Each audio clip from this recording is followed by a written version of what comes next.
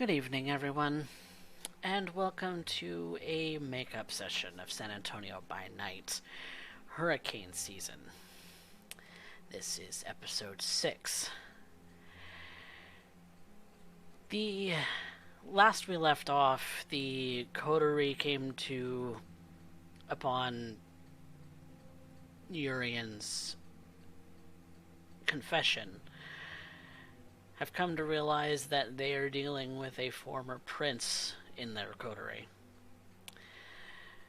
And while this is an anarch state, the Camarilla has been definitely trying to make some moves in on the city. And so we will be following the goings-on of Urien Doyle tonight. Amber and Velda have personal business or something else to attend to tonight. And thus Urien will be traveling the city and going about his own business on his own today.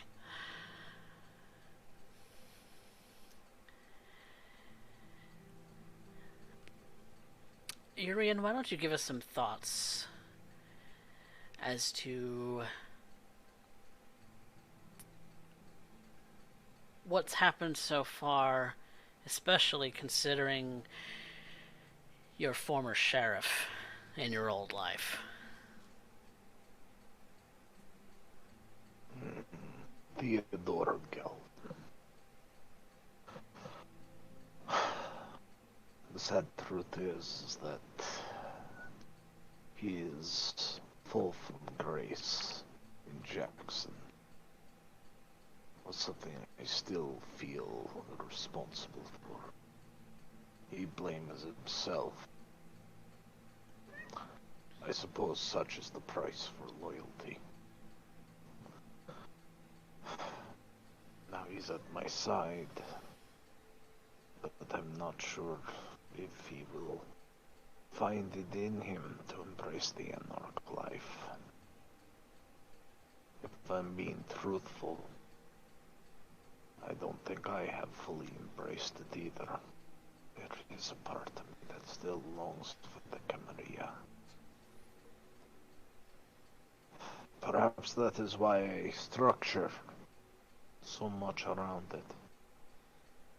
I try to be understanding to the plight of anarchs in this case, if only as a survival mechanism.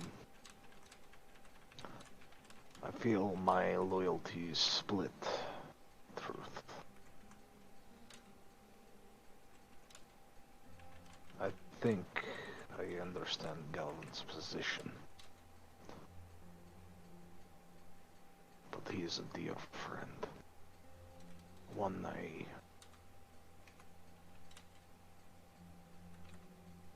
It's a second chance that very few have the opportunity, and I refuse to squander it.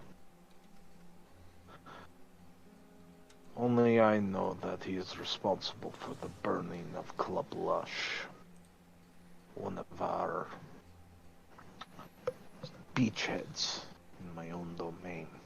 Point of control has been burned to the ground. I've earlier thwarted his want to confess to the others as to what has happened. Specifically to end up reducing the animosity. It is another secret that I must keep, I suppose. But the reason for me unveiling one of my greatest secrets, it is a calculated risk. Once the Camarilla knew, eventually an anarch would find it. For me to be open and honest with the others was to reduce any backlash. It is a point of discomfort, but it is what's needed to be done.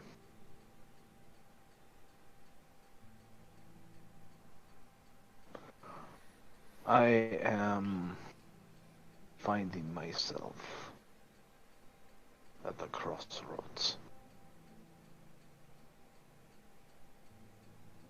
I have no idea where I will end up going. But until another option presents itself, I can at least give myself a target. Sanderson. I know that Amber wants him gone. I want him gone simply to regain control over that portion of the domain.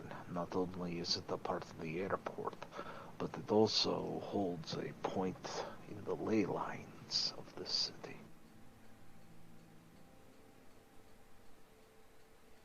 If it were not for me overhearing that Urien Doyle's potential sire is also coming, a Tremere poking with a backing of a gentry, poking at that ley line may prove to be bothersome. I also need to assess the situation. But I am being called to meetings to work with those around me, because the truth is that I am, well, I am with responsibilities now, and I am a servant to this domain that Delgado has left. I am its steward during this time of war. Hail Caesar. We shall definitely find out indeed if you have a Brutus amongst your coterie as well. One can only hope that one does not backstab this Caesar. But I would like you to make me a rouse check, Urien, as the night dawns and the goings-on of the evening may commence. Thankfully, you're no hungrier than you were. You gave away quite a portion of your vitae to the incapacitated thin blood Gabriel Suarez, but thankfully no more is spent today, rousing from your slumber. Not yet. Not yet. But giving that to Gabriel Suarez was another calculation, an act of kindness, a fulfillment of a promise. I have decreed that I would look over the thin bloods. What more powerful a gesture than to offer up one's own vitae? After all, the nature of court and politics is that of spectacle, even if it is in closed rooms. Even in closed rooms, there are eyes that are watching. And so, you begin your evening. This particular evening is one of note because you are making your periodic visit to the grave that you have dedicated to Liliana's memory. And as it would seem, your former sheriff is also joining you there.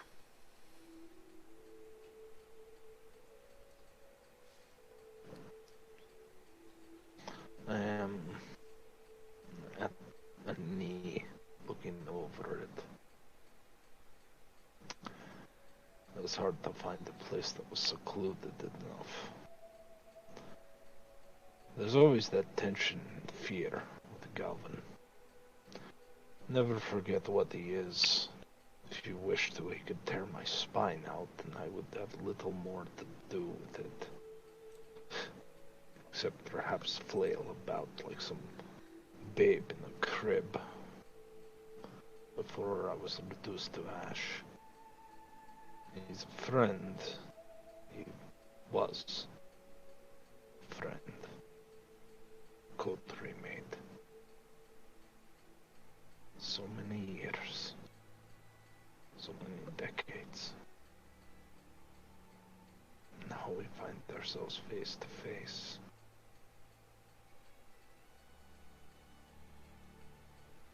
I wait in silence for a moment before acknowledging him.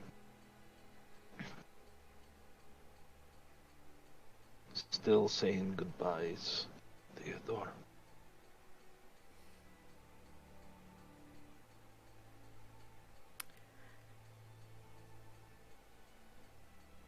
I never really got the chance.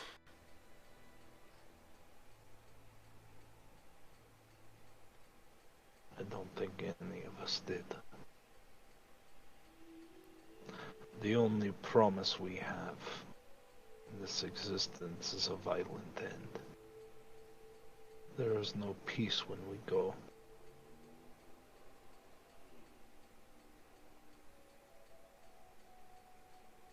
I suppose you're right.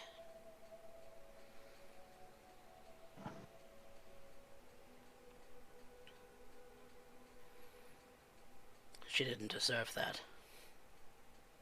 None of you did.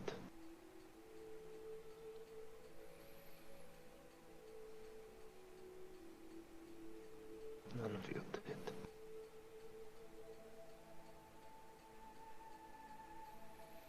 Only a handful of us made it out.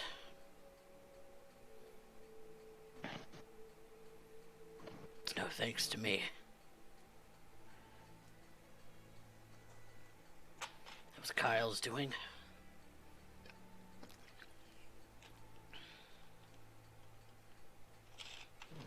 He raises a brow. What was Kyle's doing?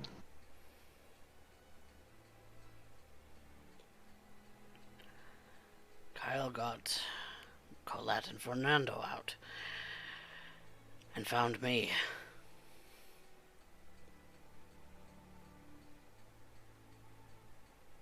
I suppose by siding with you now, I am a boonbreaker.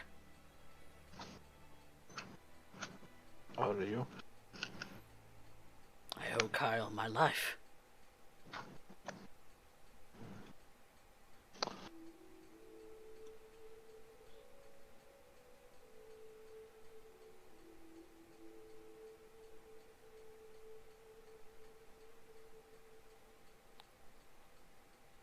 I was torn to pieces and would have been left to the sun,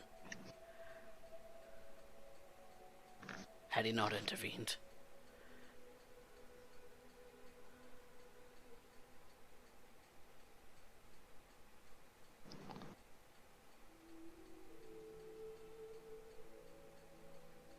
It seems we all lost everything when it burned.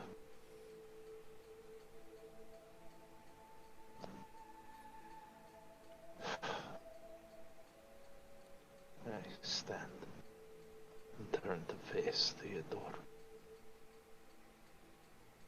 I look up at him, this towering figure, lithe, flesh bandages.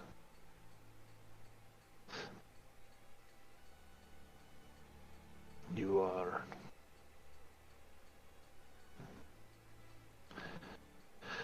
incorrect in your assumption. That was not your fault.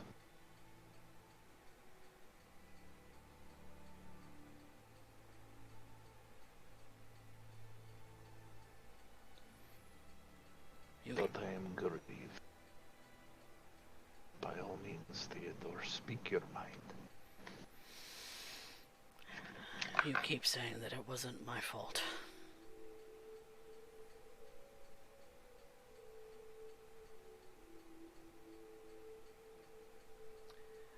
I don't know that I will ever believe you. What you believe is irrelevant.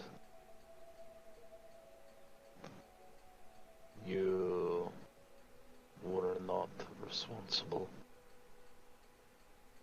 The Thus it has been decreed. Thus it is done. We walked as creatures that are damned in the eyes of God. We've embraced darkest night. We've scoured across this world. And in time we built our kingdoms. First of mud and stone, and now of steel and glass. But that has never changed. The nature of what we are has not changed. I don't think it's capable of it. Instead, I have considered for several nights the idea on what could have happened, what could have been done differently.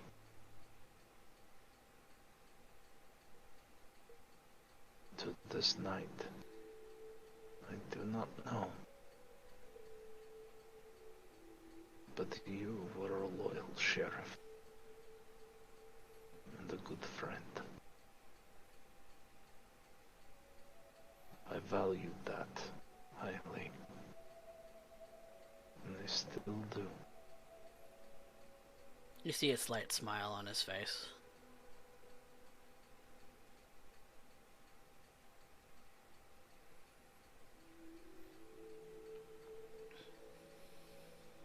I think if she is anywhere, if any part of her still existed, she'd be smiling at us right now.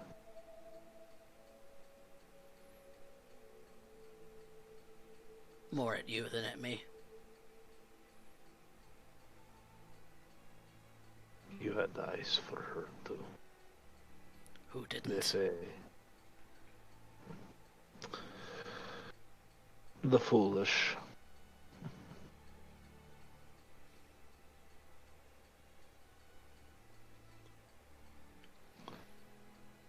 She was your seneschal.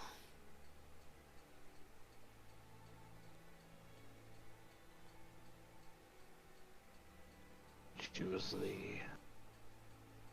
I was honored to have her as my seneschal and rival. She kept me sharp, and I needed to be.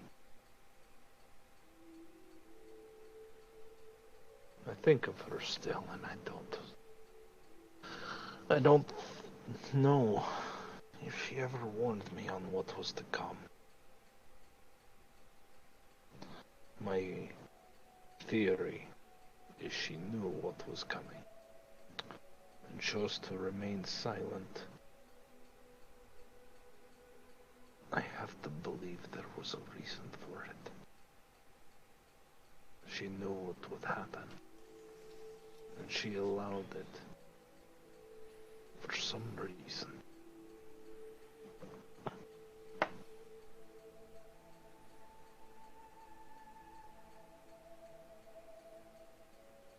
I have to believe that she would have said something if she knew.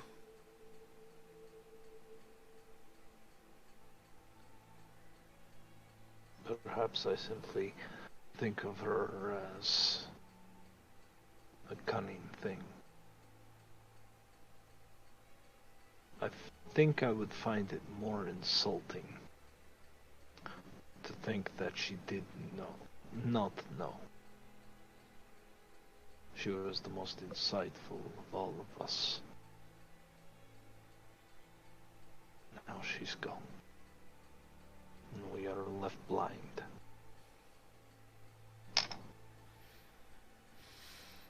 I miss her insight.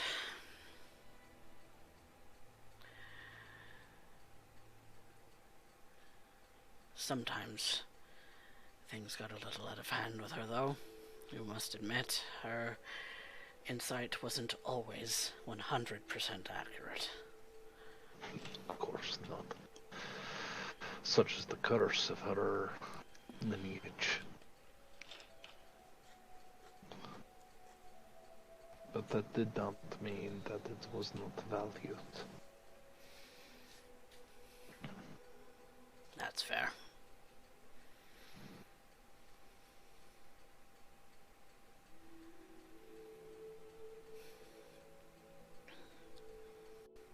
You hear that, Lillian? The sheriff has proclaimed it to be fair. Who am I to question that judgment?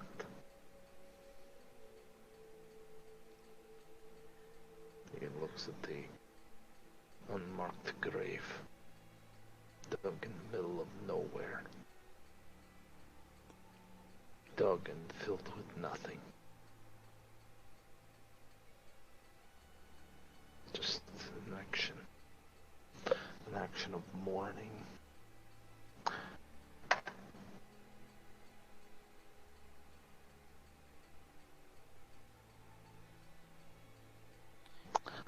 Speak your mind, Theodor.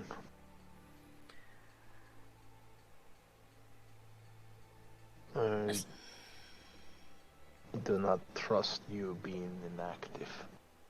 It has never suited you. But I can't actively work against Kyle.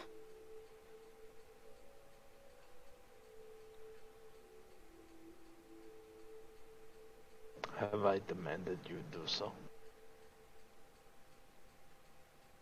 Simply airing an answer to a question that hangs in the air.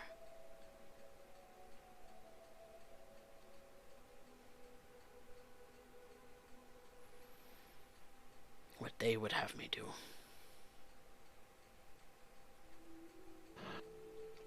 What you would have me do. What I know.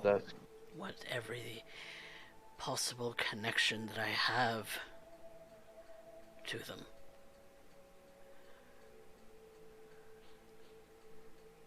They're going to demand answers. You might demand answers. True. True. How can I say no to my prince? But how could I say no? How could I actively betray my prince's progeny?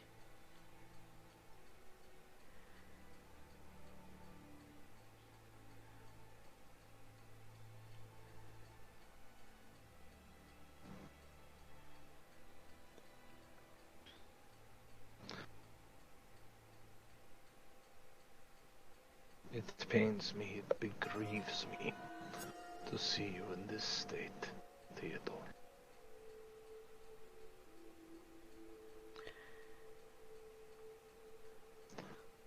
I will not work against the Anarchs. As foolish as many Anarchs are. You will not work on either side for fear of trespassing the other.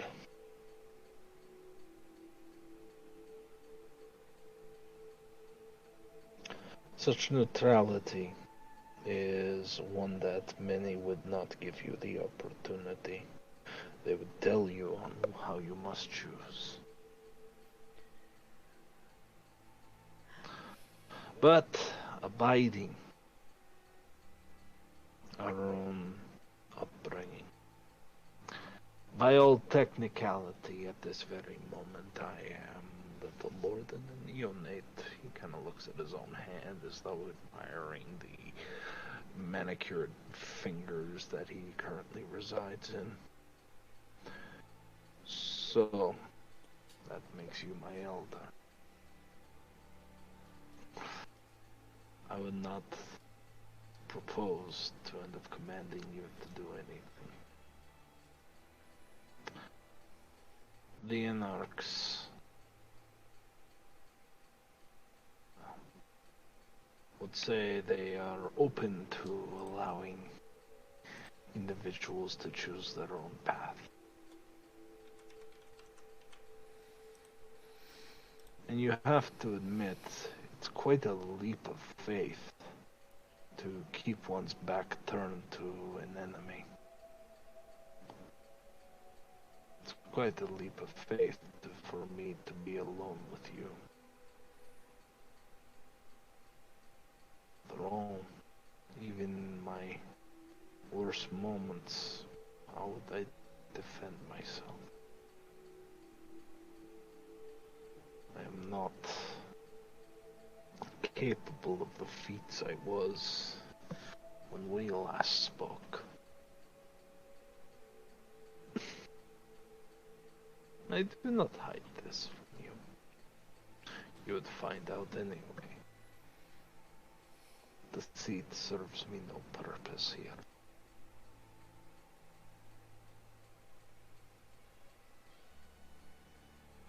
I've never been a very good liar either. And so you speak the truth, such as you understand it.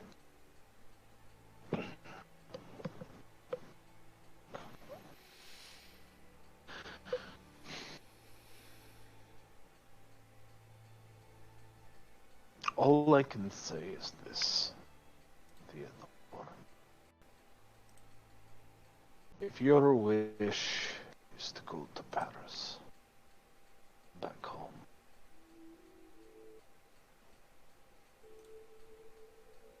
then I will work to giving you that opportunity.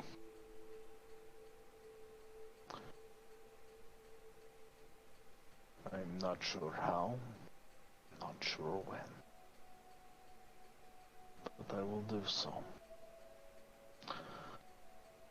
I will find a way to restore honor to the Calhoune name, which you have honorably served.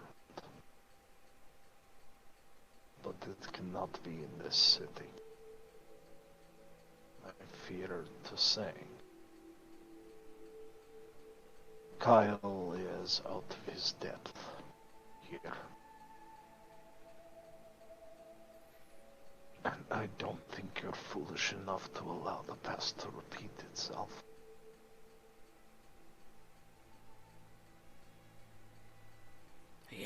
He is but a neonate.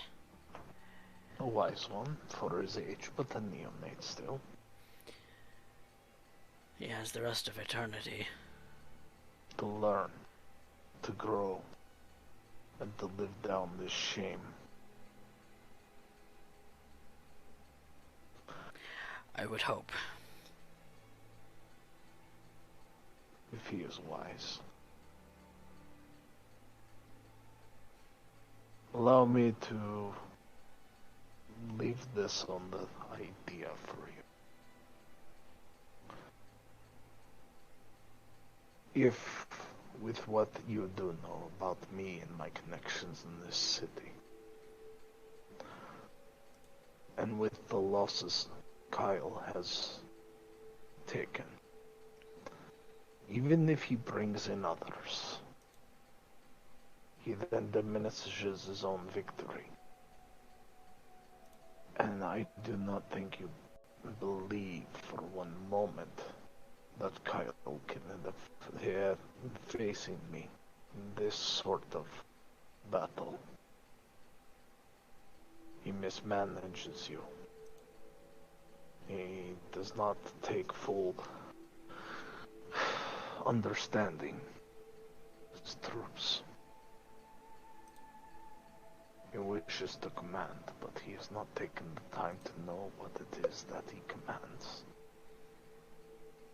Whereas I am the earth, the concrete, the trees, the birds, the air of San Antonio.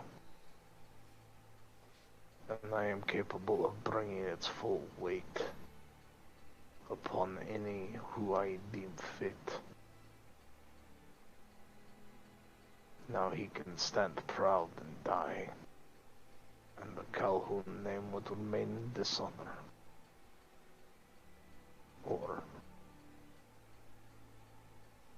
he can have chance to accept his embarrassment for a short period of time. and learn to grow past it. And when you have gone to Paris, when you have returned, the Kyle you know, the Mr. Calhoune, will be quite a different creature the time you return. A full-blown Ancilla, I suspect. One who commands power, prestige, and whose honor is beyond reproach.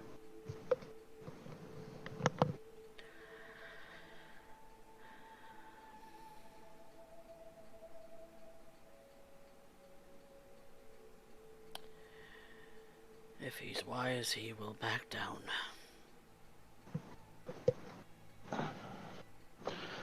Pride is the truest curse of Ventru. As I am well aware. It took me to die to find some degree of humility. And even then, it didn't go down proper.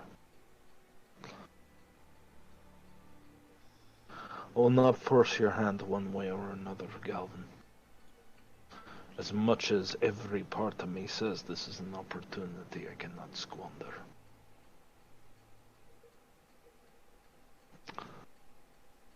I want you at my side. I want to be there when I see you start to set sail across the ocean.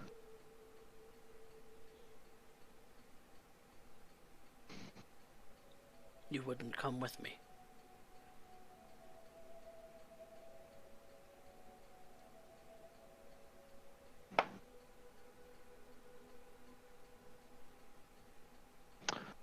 What would I do?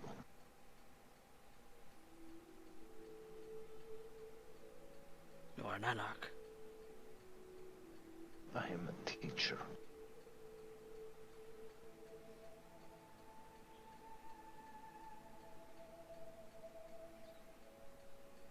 And I'm just the hammer. Far more than that. Far more than that. But I also know that you can only resist the beckoning so long. And if I were to speculate, probably the only thing that Urien Doyle did for me was put me in a position where I no longer have to fear it. I do not hear it. I fear the speculations on that, but I do not. I know what you must do. And somebody has to clean up this place while you're gone. But there will be never another day where those would forget the name Theodor Galvin. I would not allow it.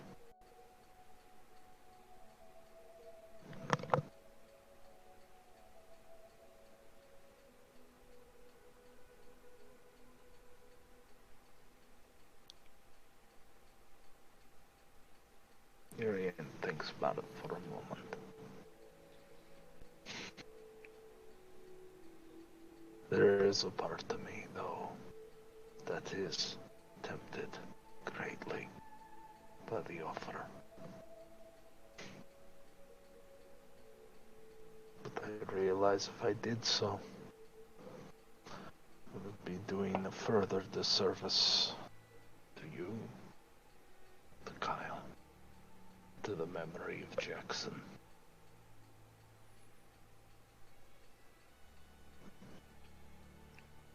Perhaps I remember it with more nostalgia than is warranted.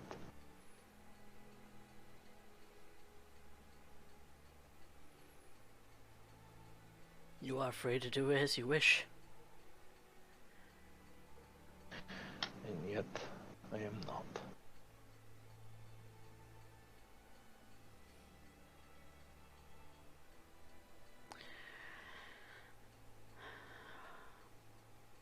honestly thought this was a suicide mission. You were expecting to die here.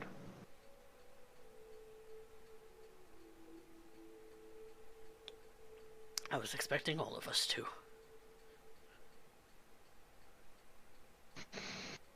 That may still be on the table.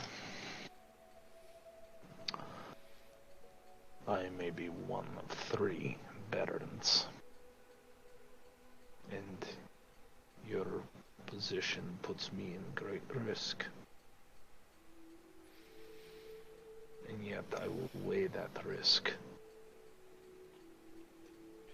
Your loyalty, your honor, and your friendship, such as it was, warrants that. And I never forgot, for a single moment, what Theodor Galvin has done for my court.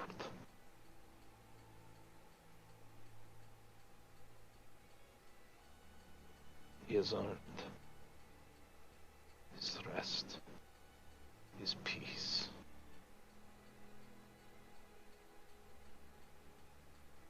Kyle, is about to be tested.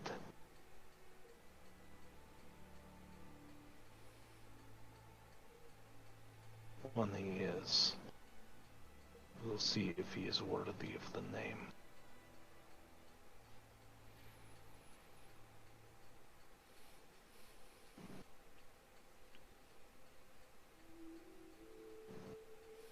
We shall see, I suppose. Prince Warsey of Dallas was either a fool for sending us, or a genius.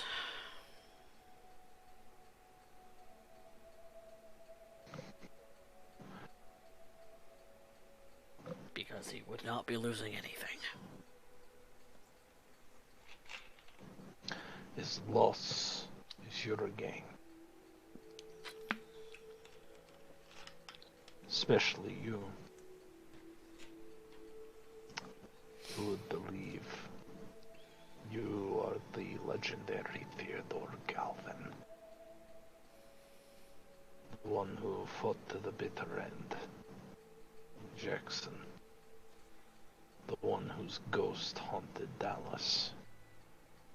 Whispers say, found his prince alive and well in a little dirt ball of a town called San Antonio. Now he haunts the whole of Europe. Oh, such a legend would be worthy of you, my friend. You did always know how to spin a tale.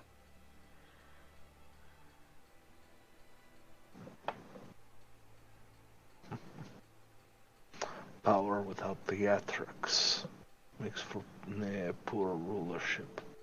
Theatrics without power and insight is meaningless, little more than a court jester. I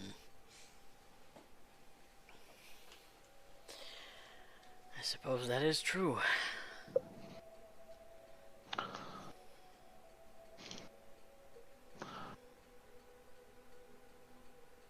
I'll not demand your answer, Theodore. When you take the knee to me, I want that to be a knee with no regrets. And when I bid you stand, I want it to be with a sense of pride. I think we both left our hearts in Jackson.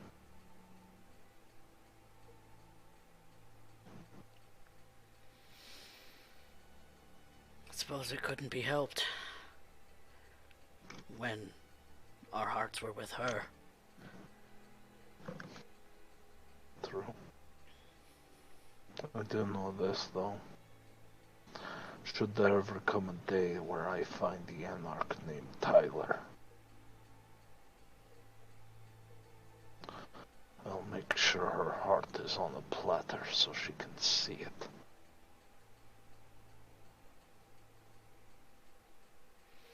Legend has it she's old. Older than us. Potentially.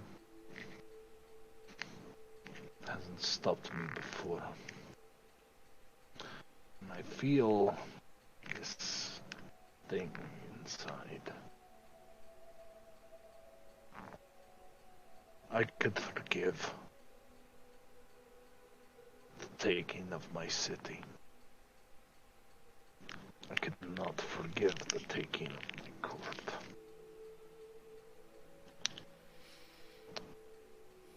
Agreed.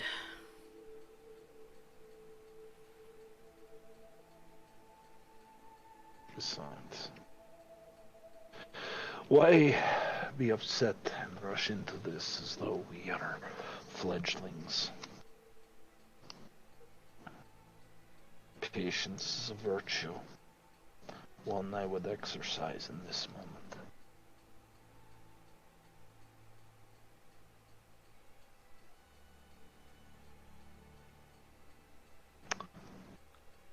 Perhaps that's something that Kyle hasn't exactly learned 100%. I hope that I can end up resolving this without losing my blood. Which is of my lineage. He was my lineage.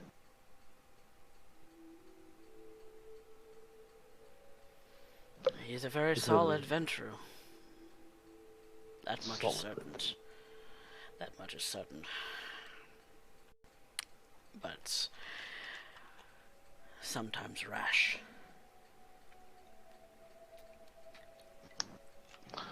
Has he learned anything from your association in this city? After losses incurred, after defeats incurred, after being ousted, after finding himself cornered with nothing but an airport in his back that bid him flee.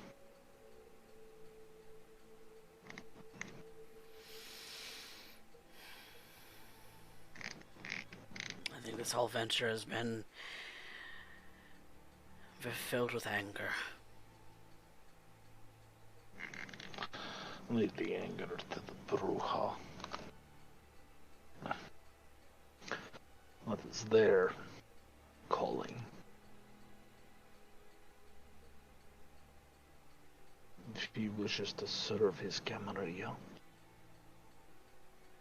if he wishes to be the cornerstone of it, well, he best harden himself. He will not get that luxury here. If it is not me, it will be Batista. If it's not Batista, it'll be Jameson. They will not tolerate his presence. Bruja Baron, and a Ventru Baron. And, strange as it may be, raises his hands. A Tremere Baron.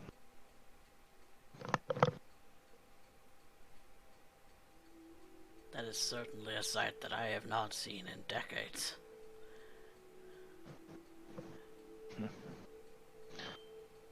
It is one that I am still unaccustomed to, and I see it every time I wake in the mirror.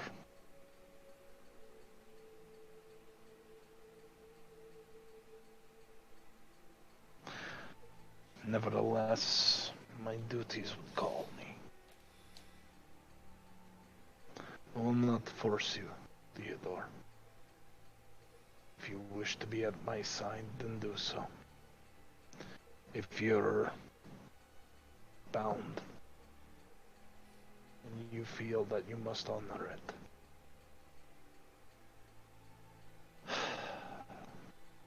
Just make it quick.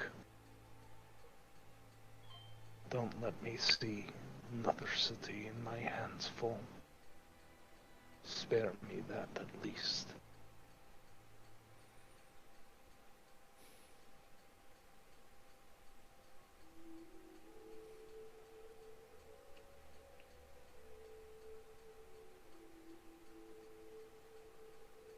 You have always been my prince.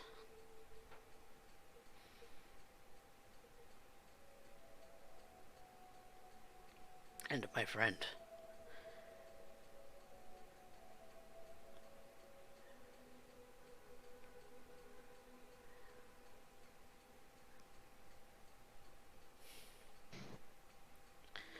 My loyalty has always been to you.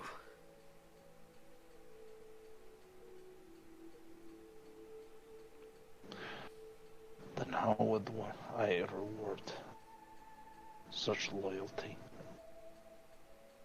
What is it the great Sheriff Theodor Galvin of Jackson asks of Baron Urien Doyle?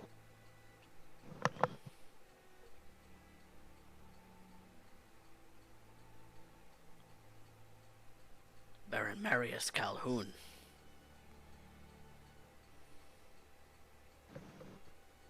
Is that your wish? For me to take up the name?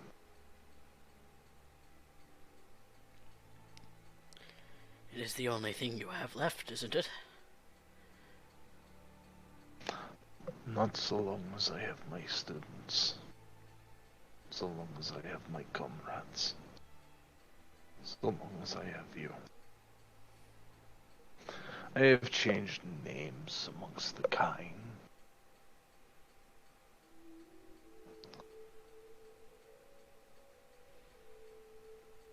Here, when the time is right, I will let them all know. As of right now, it serves a purpose. I wish to know exactly who finds out, because they will, and know exactly where that information is going. Track it down. A test.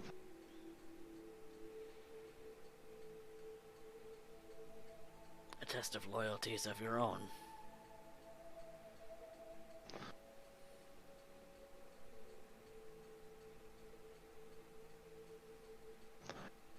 If you know a secret will soon be revealed, it is best to use it to furthest benefit one can. That is true. That is very true.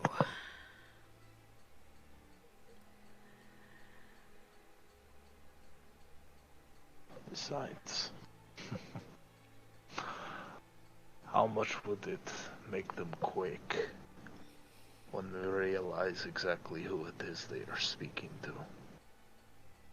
And I know at least one of the barons will know very well what it means. Alas, How many kindred here know the name Marius Calhoune?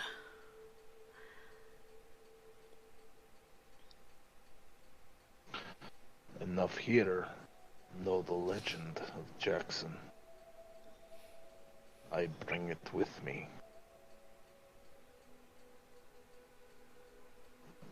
He walks over and kisses the tips of his fingers and places them on the earth. The hollow grave for a corpse that is not there. For Liliana stands, rubbing the grave earth with his fingers. And Theodore kneels down and does similarly.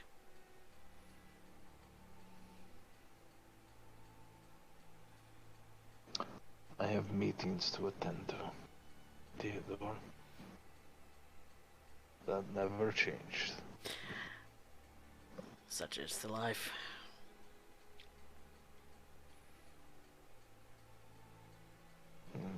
Starts to turn, takes a few steps away before he pauses.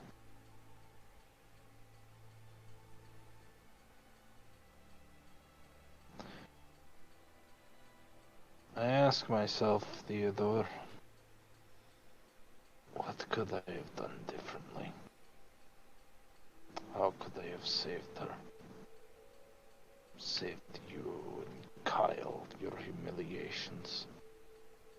And the dozens of our court slaughtered.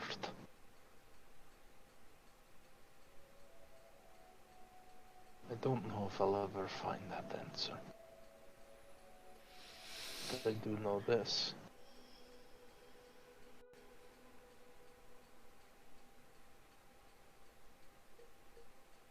I have those in my gathering who believe that this is fate.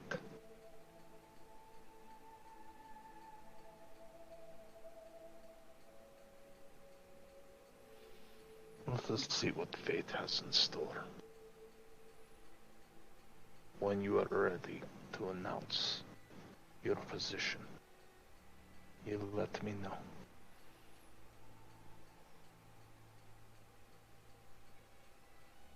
My position is with you. Even in the face of Kyle and his following, in the eyes of the Camarilla, to be red-listed. I am already red-listed. I am the sheriff who failed Jackson, after all. It's not much farther I could fall.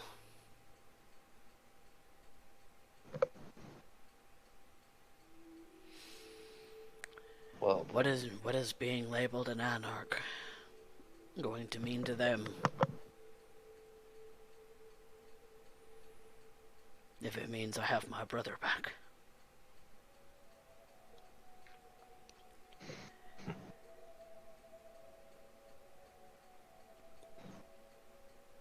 I've always followed on your coattails.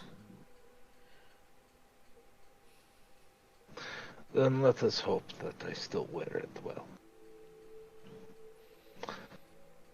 Come, Mr. Galvin. The night awaits. And Yes, my prince. what?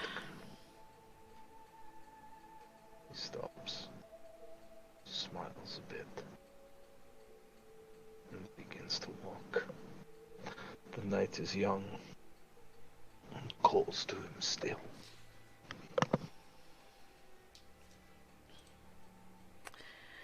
And with that, Urien and Galvin make their way towards the other things they need to do in the city.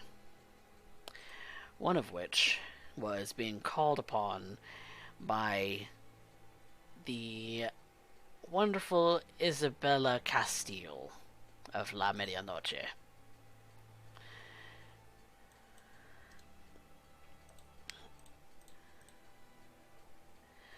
So, let me actually move us there.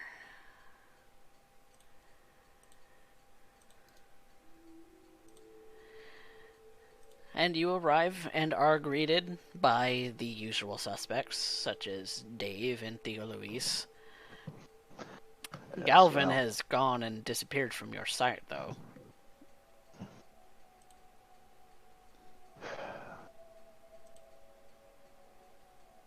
I am always watching to see if he is about.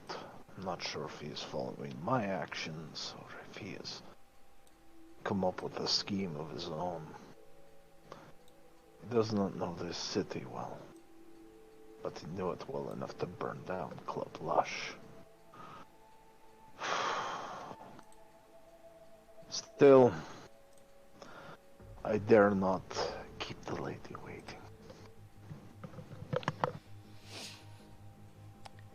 And when you use your supernatural senses to see if you can locate Galvin. He isn't far.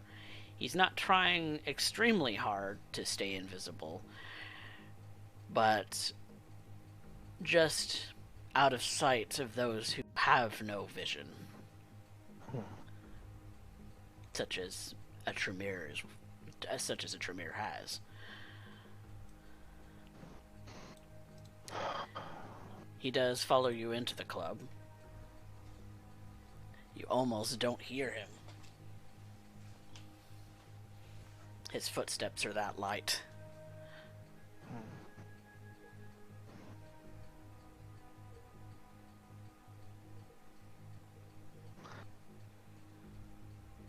I am still awed by his abilities, but I make the regular rounds and wait as I go closer to the back room, ready to go to the basement should it be required, in order to meet the lady of the house.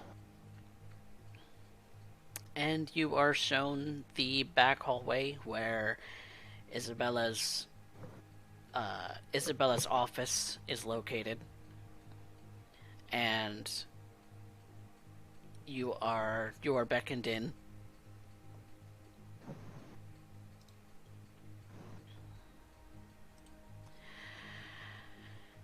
Urien Doyle, Baron Doyle. Miss Castile. Well, unless we are no longer holding on ceremony now. I am glad that you have found the time to come and see me. Isabella, I would not dream of keeping you waiting if it were not necessary. May I sit? Of course. I know that many would claim that I should just be able to, but I'd like to end up keeping some etiquette being exercised. And this is your establishment, La Medianoche. Yes. I do like that name. Thank you. I appreciate it. How's Benji?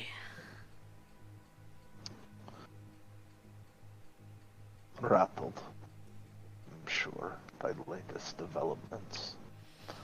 The loss of Club Lush means that he's no longer able to pick bar fights on a whim.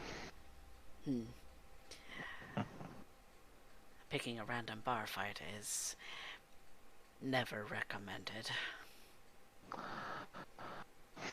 Still. But he is Bruja, after all. One cannot change what they are. No, I But suppose not. I have a sneaking suspicion, Isabella, that it was not Benji that was the reason you called me here. I suspect you would have simply had him come here and tell you himself. No, I called you here because as I'm sure you're aware, Benji's sire stopped by. Carnage. Aptly named as well. He is a vicious thing, but he has proposed that he help with the ousting of the Camarilla in exchange for Benji. In exchange for Benji. Naturally, I am against such things.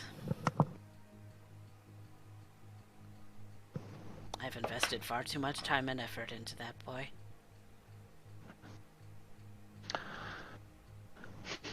The rumor is that Carnage has brought about this pack. He never mentioned such a thing. It's a rumor at this point. I have not confirmed, but I entertain the possibility.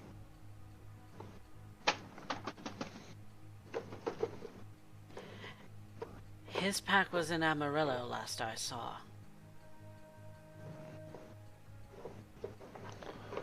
You're concerned I would take up this offer.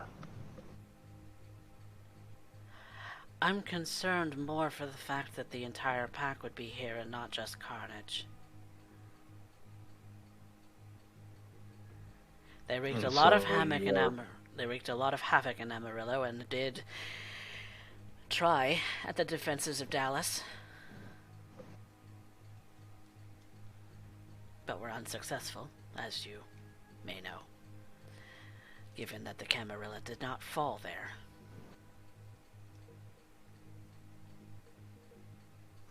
More's the pity.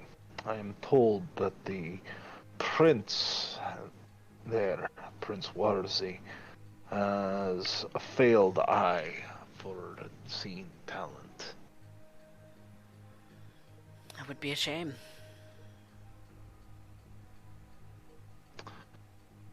A pity.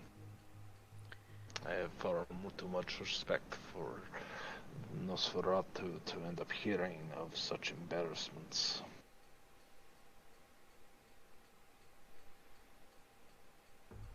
It is entirely possible that Dallas is much more fortified than anyone ever gave it credit for.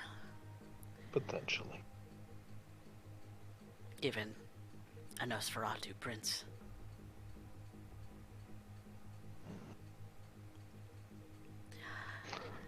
But that is neither here nor there. No. You have called me, inquiring. I knew of Carnage. I have heard the rumor of a pack. But you didn't need to call me here for that, now did you? I was more looking for your opinion on the matter.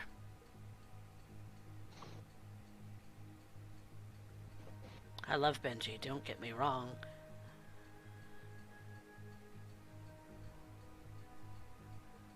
But I can't help but see the opportunity here. A short-term investment for a long-term gain. We are hammering them. They have been quarantined. Now we're preparing to oust them. I wish to take the airport. Those who do not leave, well, that is their own decision.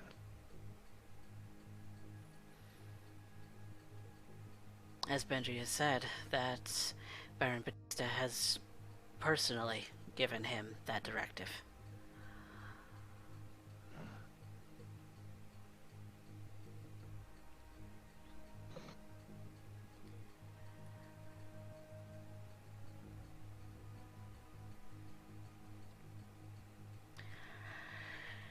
It does lead me to ask a question of a personal nature, Isabella. Of course. I'm an open book. You took in Benji, but as far as I understand it, you have no child. No. None of my own. I consider Benji my child.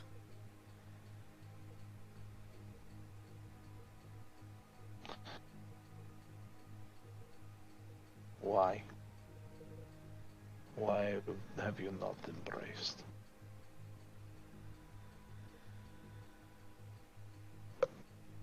Following after one child is work enough. No, you had the opportunity before you met Benji.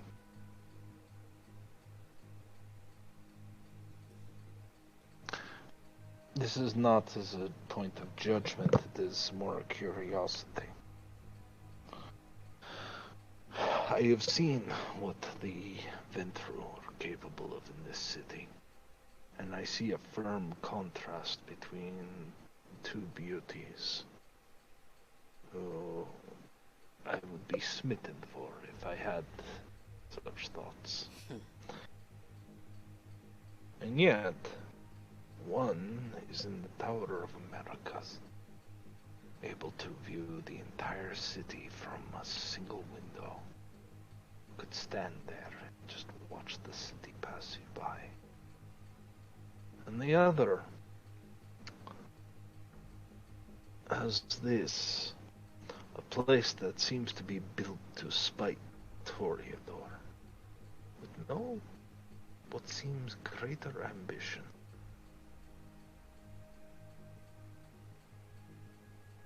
What I see here is...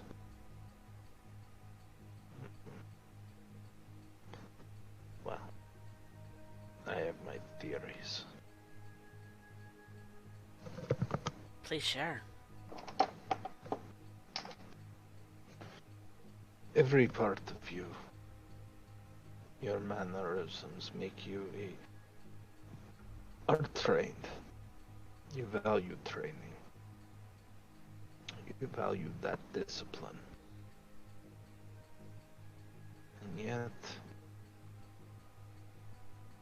all the trappings of it you have cast aside. It would almost feel as though you are trying to live down your lineage, that you're trying to keep away from it. You will not embrace, but if found a child or in need was anything but. In fact, your locale is to spite Toreador, to keep a Bruja, sworn enemy clan, under your wing, is to spite the Ventru. I imagine that must be irksome even to Anarch Ventru, such as Baron Batista. Another reason perhaps you are in this domain and not hers.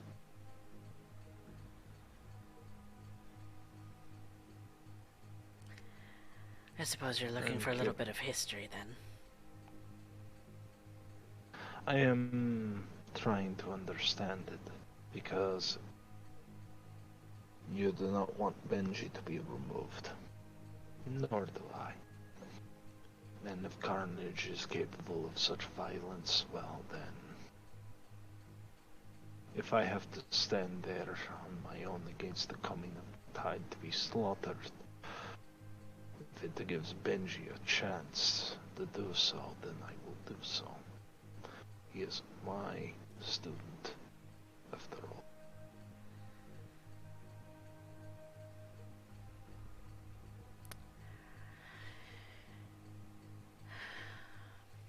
I am from Amarillo.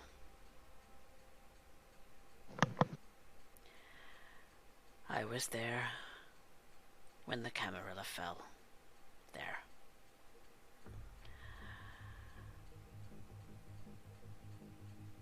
And for a time, I followed the Sabbat, tracking them down, trying to see if I can weed out who among them was the weakest, or perhaps infiltrate them. They do like a boxer.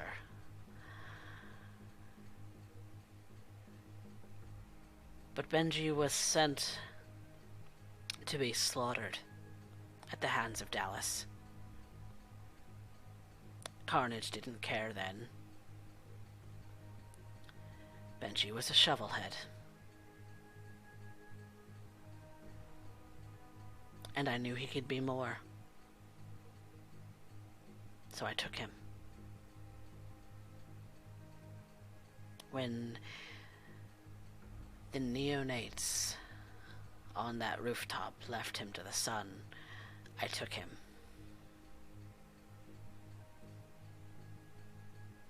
No one cared that he live or die.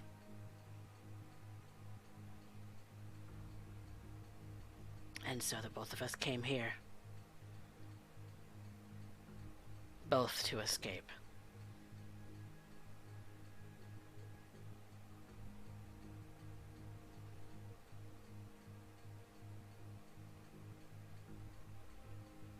It would seem San Antonio is where all the discarded were sent. I think that's only a recent development. Within the last 50 years or so.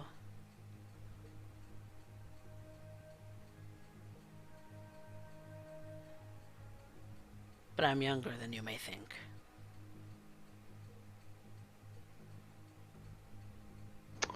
Well, heaven forbid I end up asking a woman her age. Suffice it to say, I am a neonate. You handle yourself well. My sire was a good teacher before he was slaughtered. And yet you never went back to the Camarilla. As far as they were concerned, I was dead. Not but a neonate.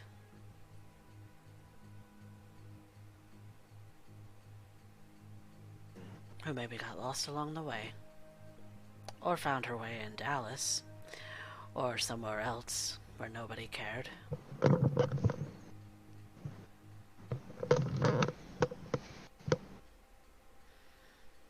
My lineage isn't a prestigious one. Perhaps. Or perhaps it was simply waiting for you.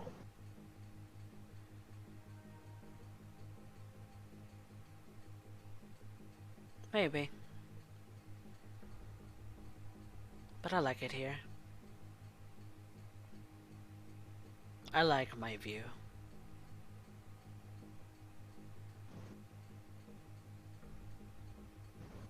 I like the rabble. Makes me feel at home.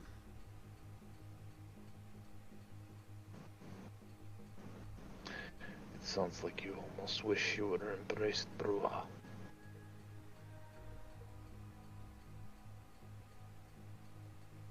I could see that there would be a lot more benefit to it if I was. But cannot change these things. No. No, I suppose you're right. He smiles a little bit.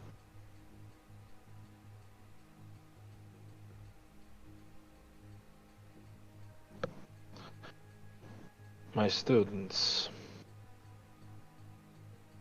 are what I have decided to leave behind in this city.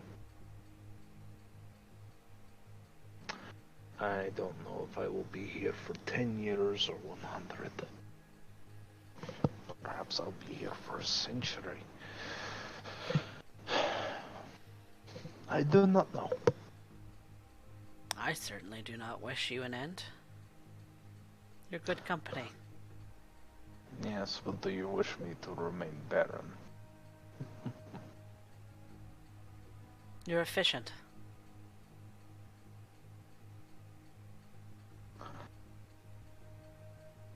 Well, I've had small amount of practice at it. Which leads me to believe that you're older than you look. Looking like a 22-year-old's man. Well, I suppose that goes for both of us. Though if I were to tip the hand a bit, y'all ain't seen nothing yet.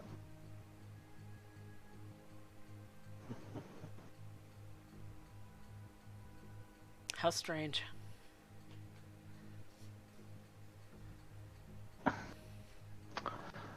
And Tremere, strange is a bedfellow I am very familiar with. As I would have figured.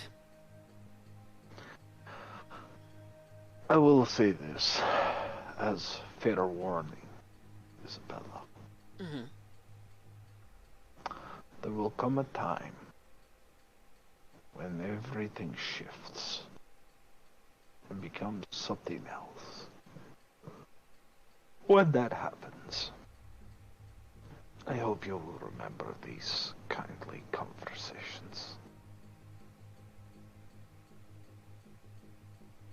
I certainly enjoy them. I would hope they never end. And yet you never ask me such questions.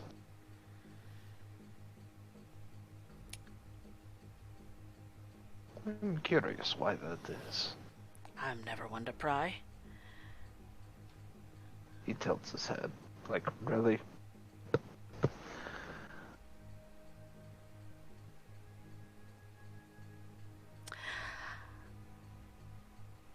I like to watch and see if my hypothesis comes true, rather than tip the scales.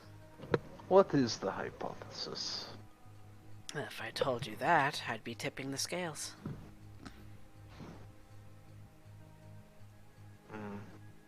True. I suppose this request coming from a baron means very little to you.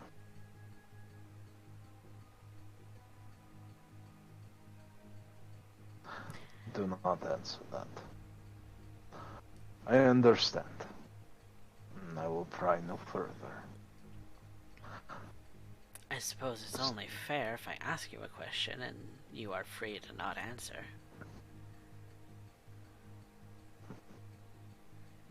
I enjoy the game.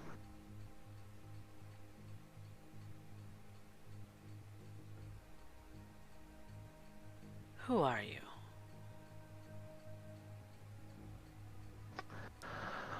Apparently, I am Baron Urien Doyle, a resident of San Antonio, one of 3 barons, a survivor of the Anarch Rebellion of Jackson, and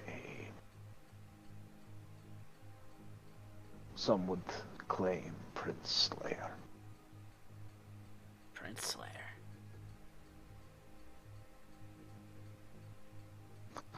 I've heard whispers. You've heard whispers. I've heard whispers about what happened in Jackson. 5 years. What do you think? 5 years ago, the Anarchs revolted against their prince. And the entire court fell.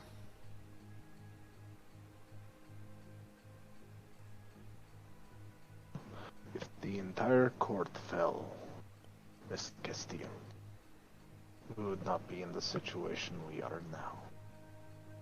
No, I suppose not. I suppose that's why there's a rumor that has been circulating that the person behind all of this is related to that prince. Kyle A. Calhoune. Yes, I've heard that name. I think Benji's mentioned it a couple of times. Allow me to sweeten the pot, then. Yes, Kyle A. Calhoune is in the city. He is currently reconnoitering, trying to get more Camarilla. But Prince Warzi does not wish to send those he finds of asset. So the Camarilla we find are those who have been disgraced, dishonored, or disowned, hoping for a chance to re-engage in the Ivory Tower. In order to do that, they must construct a portion of it on their own.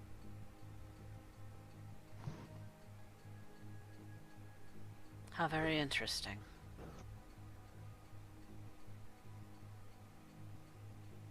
It's inefficient. We're their dumping ground.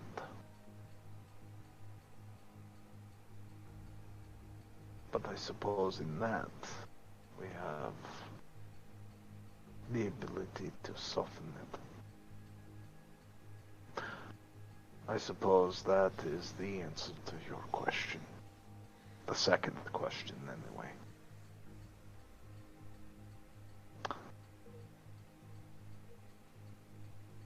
To answer your first. Urien Doyle has been embraced for a very short period of time. 15 years.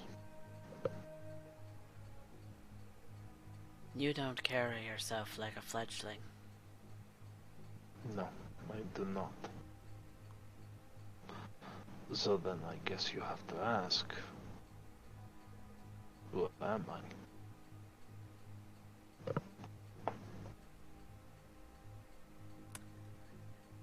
How curious a query, isn't it? When I have a true answer, I will allow you to know.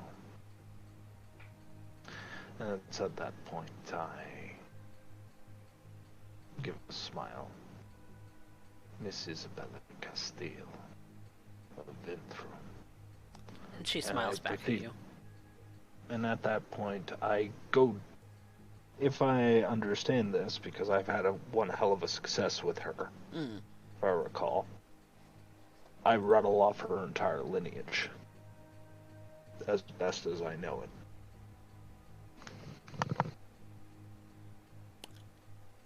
I personally don't know if you've ever rolled. I do so on habit, but let's find out on how well we do it. How well you remember, at the very least. Yeah. Intelligence politics. And with the +1 modifier for Camarilla politics apply? Yes. Ooh. Ooh. That is 8 successes. Yes, and it is. I do so with bestial vigor. You know her lineage, and her lineage upsets you. A known rival of your sire. I may even refer to him as the bastard.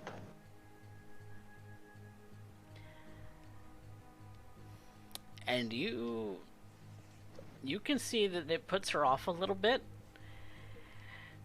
and that the fact that you could do that because you connected her to your sire, to being a rival of your sire. She's a little taken aback at that.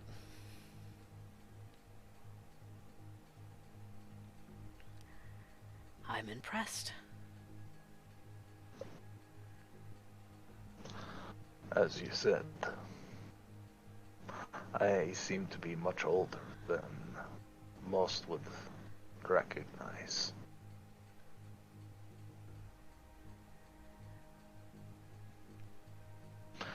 I am experienced in these sorts of methods. I am experienced in leading.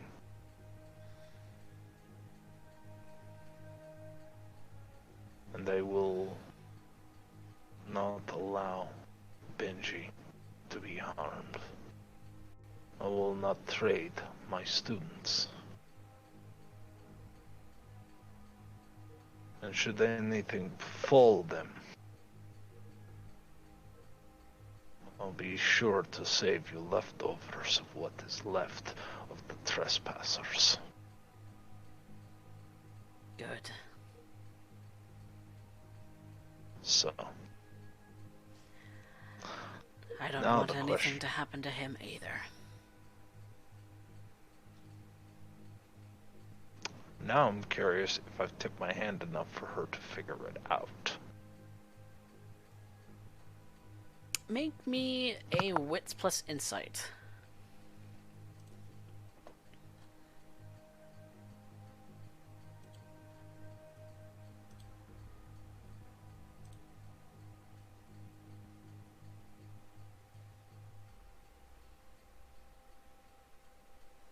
That's a compulsion. Ooh. Ooh. Let's roll on the table to see what compulsion you get.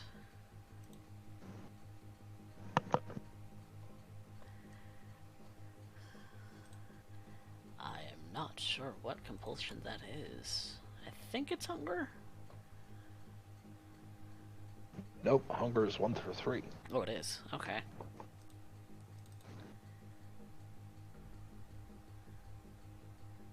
Well, let's find out. Hang on, I'm opening my book. I realized I didn't have it open. It's quite alright.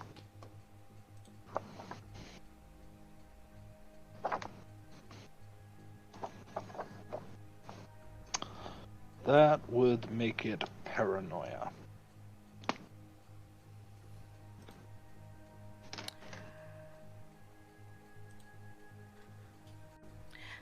Which seems rather apt because she's,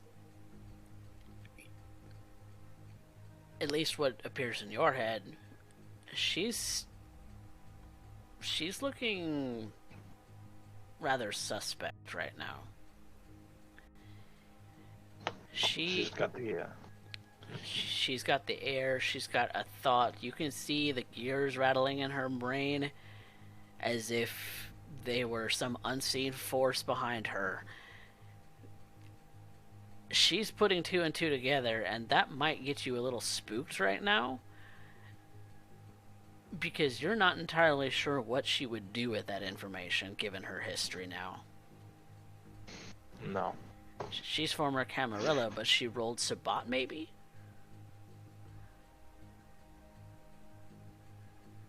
You're starting to wonder if she was Sabbat at one point.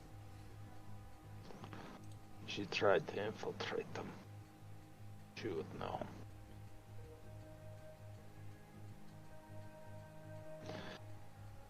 You, Miss Isabella Castile, of Clan Ventro. I'm sure you have many secrets as well.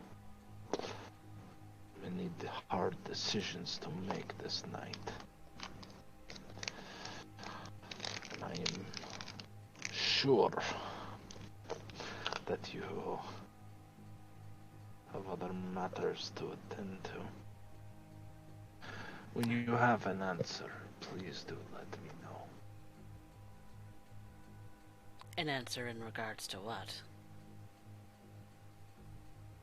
He simply smiles. Starts to stand from his chair. An answer to your question? Or to my own question?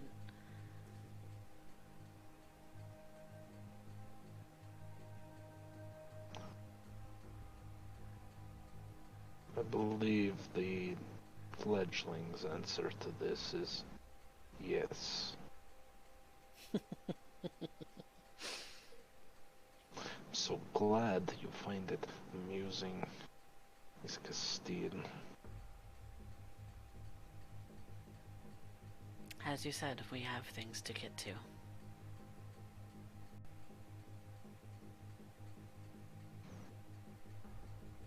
Baron Doyle. Yes. Yes, we do. He starts to leave the room, still performing proper rites and niceties, but it's very clear he is distracted. He's pacing, he's double-stepped. You swear she forgot to blink?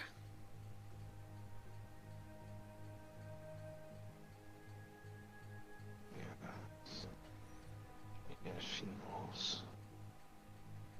Let her know. Who will she tell? Who is it that she's looking for? Yes, that is... There is an angle here. Does she knows something more than she's letting on? She observes, she hypothesizes. She has her hypotheses. Perhaps she knows where the wind is blowing. And so I must cast my net wider. I realize I am standing at the van before how long was I murmuring to myself? I look around for Galvin. He's followed you. He's not trying very hard to remain unseen to those who do have a sight.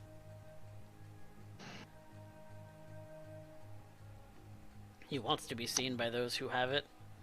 He doesn't want to be seen by those who don't. Yes, I'm sure.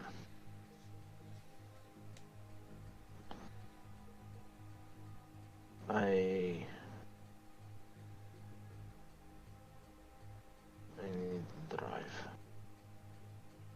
Oh, Galvin. I'm tired from now. The thought of that.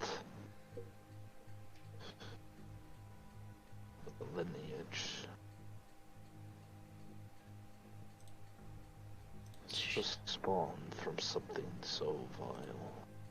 Could produce something so beautiful. It would almost make me forget what it is that she is capable of.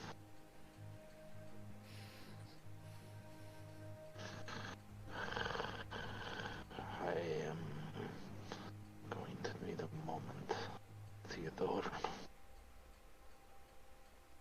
And he whispers close to your ear, "Shall I come with you?"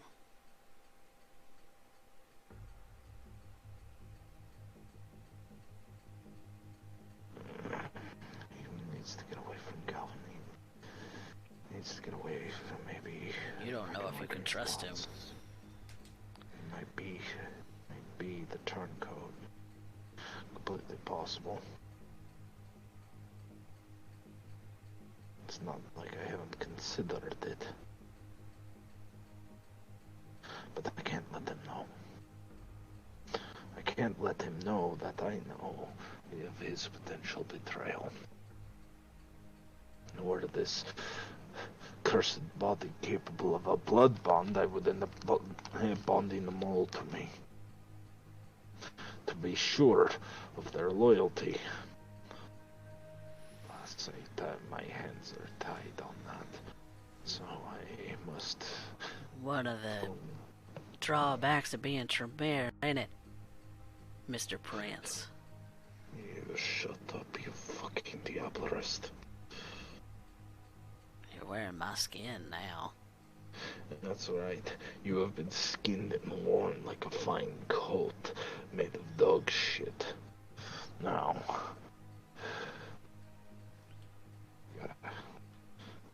I realize I'm already inviting Theodor in. I am driving someplace secluded. Someplace safe. Yes. I need to get away from them all right now. I have turncoats all about me. Was that what happened to Jackson? Did someone betray you?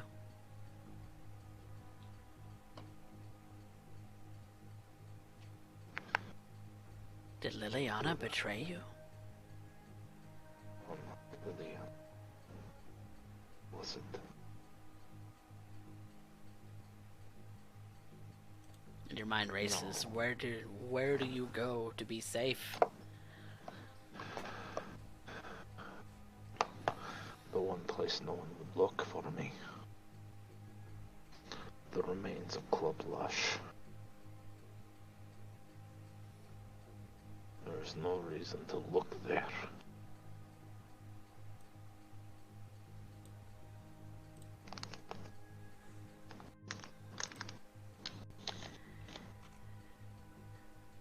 You drive to the remains of Club Lush with Galvin in your passenger seat, having pulled up a jacket and a hood to mask his bandaged visage.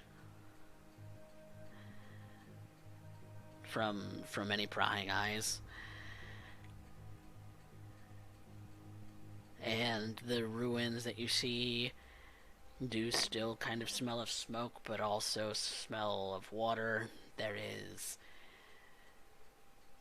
caution tape everywhere.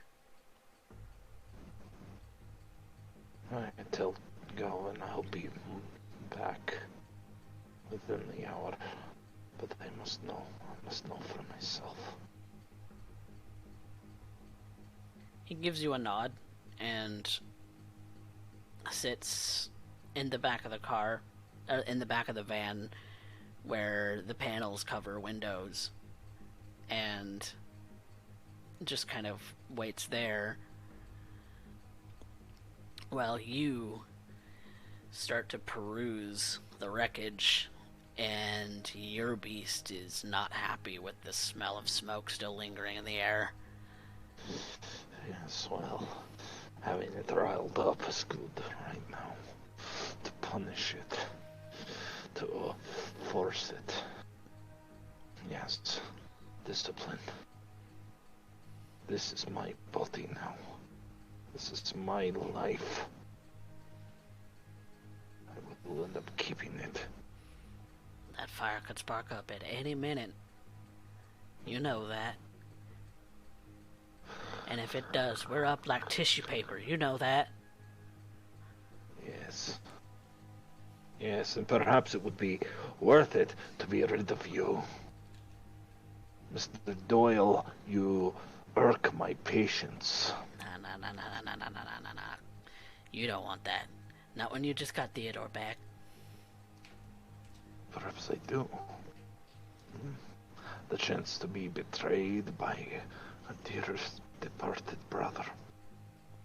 The chance to be rid of your incessant nagging for blood, rage, and fire. I hold you. You're mine now. You who have tried to end up drinking the amaranth, who tried to drain me of all that I am, stole all that I am. Yeah, I get it. You're mad. You're mad at yourself. You're mad at me. We don't need to be here. Yes, we do. I want to know. Take a step closer to the embers. Burnt out. There's a part of me that acknowledges that this place is in no danger of sparking up, but the smell of smoke is riling me inside. That need to flee. Yes, that's exactly what we need. Who was it? Was it that betrayed me? Who is it that betrayed my court? Who is it that followed that incessant Tyler? Was it that spoke there?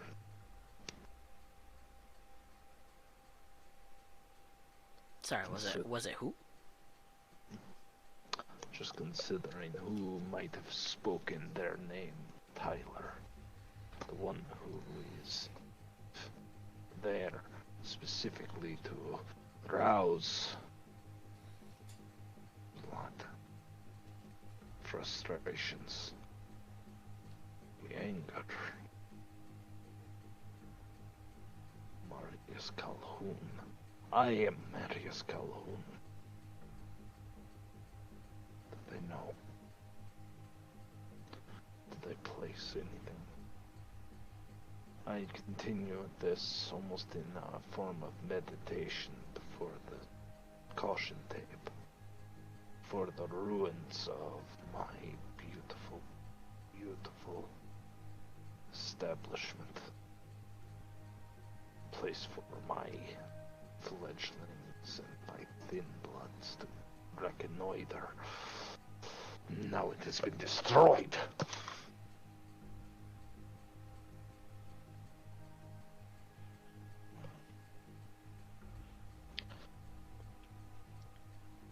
Try and work through it. Try and work through this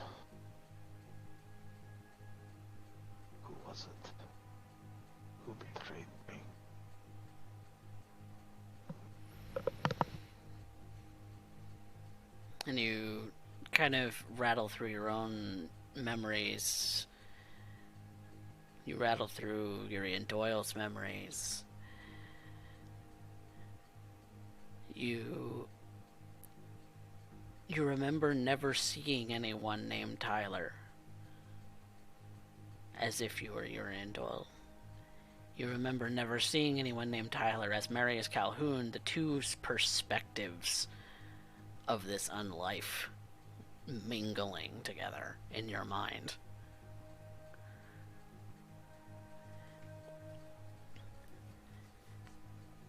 You lived it from Marius Calhoune's perspective. You also lived it from Urien Doyle's perspective, and the thoughts and the memories are just overwhelming to try to think of both at once.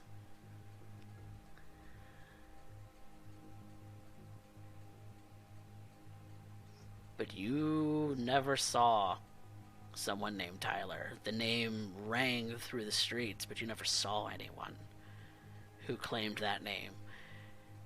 The only person that really cheered that name on was Colin Thresh, the person who led the Anarch movement of Jackson.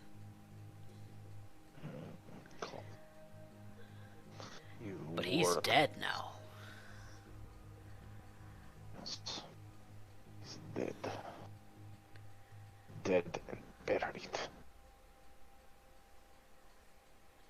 God damn you, Colin. Damn all of you.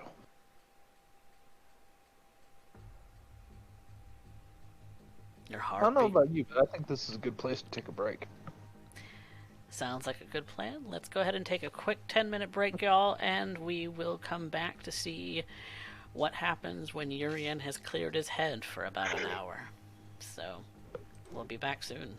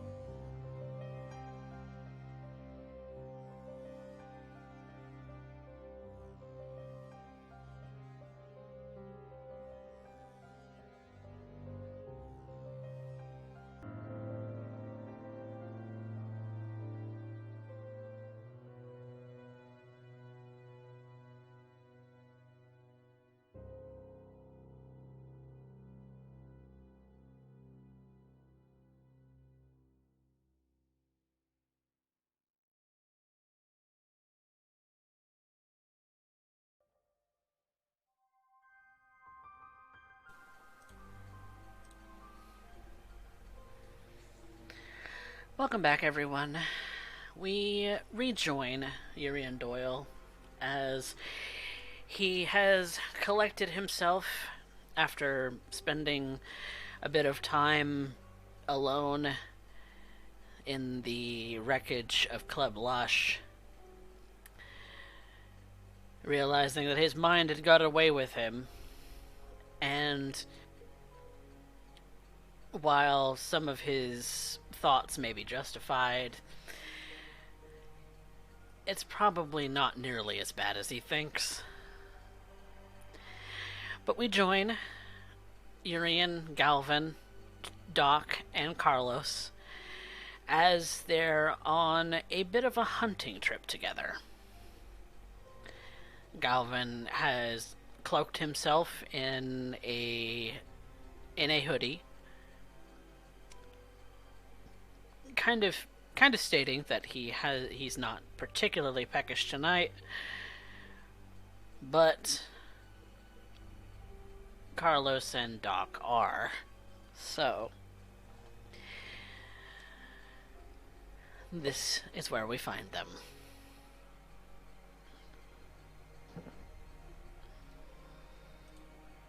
At this point, I'm sitting in the van.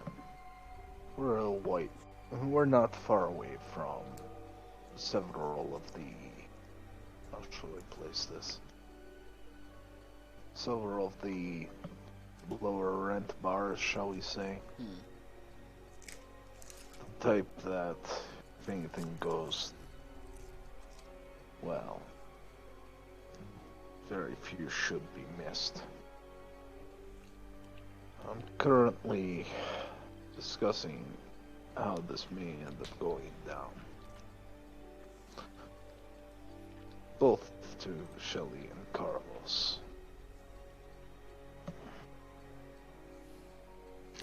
The first thing to always remember is that you are ultimately tied to the kind. Our word for people. Where they culminate is in the night is oftentimes seen as dangerous. You must prepare for contingency upon contingency when you hunt. But it keeps a particular instinct sharp.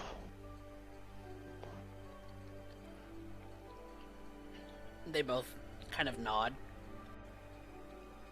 I'm mostly concerned with Doc, making sure that she is ready for her true first hunt.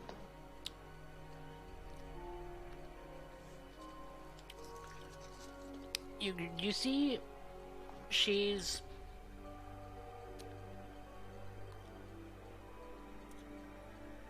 trying to think of it in a fashion of that perhaps this is like any other kind of assault that happens in an alleyway. It's just that she is the one doing it and not someone else.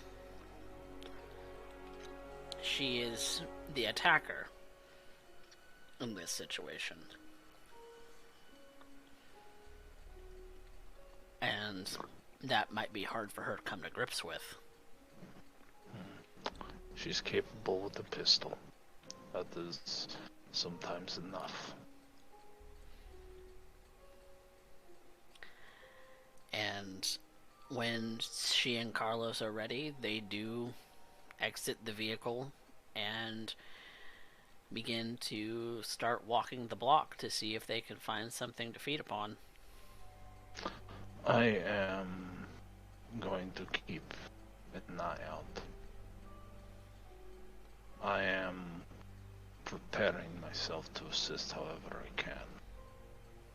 But I observe, making sure I am close by enough. I start pulling out a old switchblade. I've never been particularly good with weapons. Sometimes even the best of us need a way to fend off kine without tipping the masquerade. It's easier to explain an assault or a street fight gone awry than it is to explain a fully ensanguinated corpse, is it not? Exactly. Theodor comments.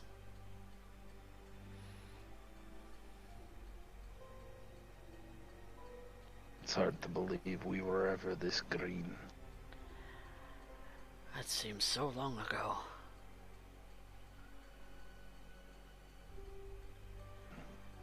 Suppose it becomes habit over time.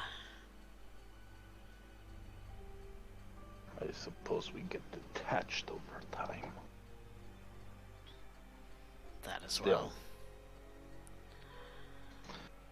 well. I continue to observe, covering Doc and Carlos as best as possible.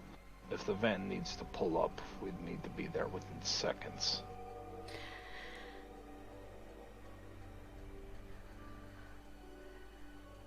We'll go ahead and give them a roll. And can I give any assist in that regard? Since I Yes. serve spotted.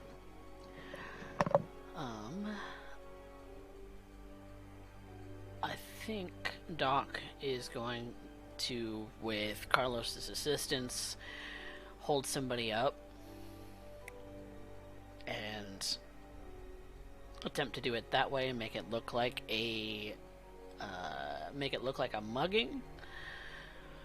So she is going to attempt an intimidation roll.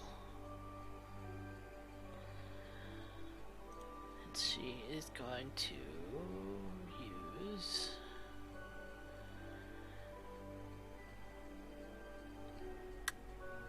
I'm going to use charisma. And she's going to get a +2 for Carlos and Urien's assistance.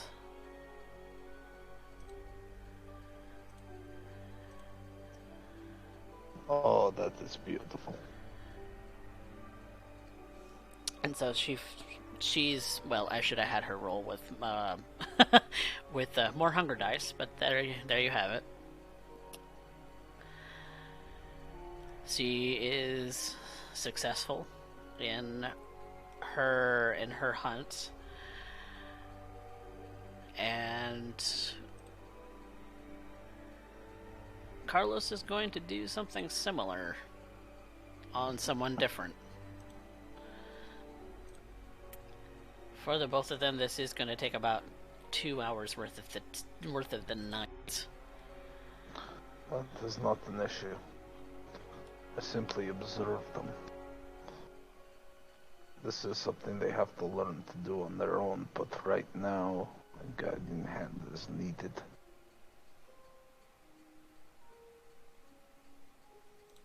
And Carlos is going to do a brawl.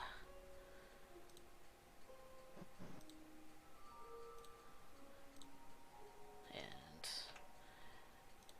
with their help,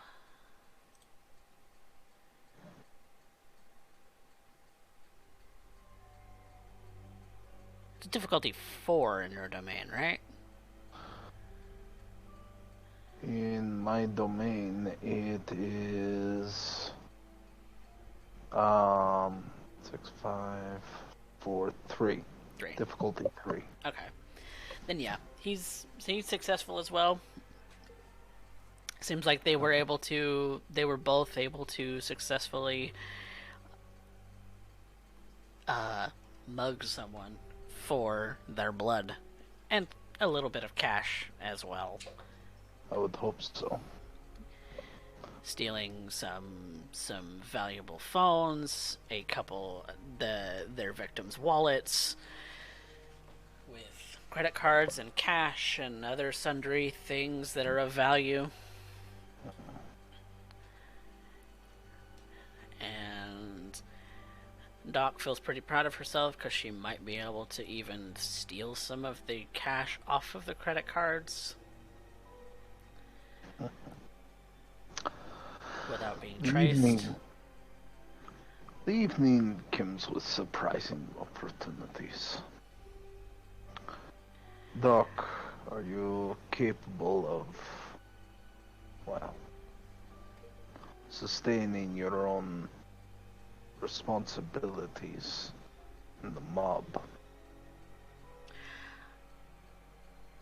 I think so.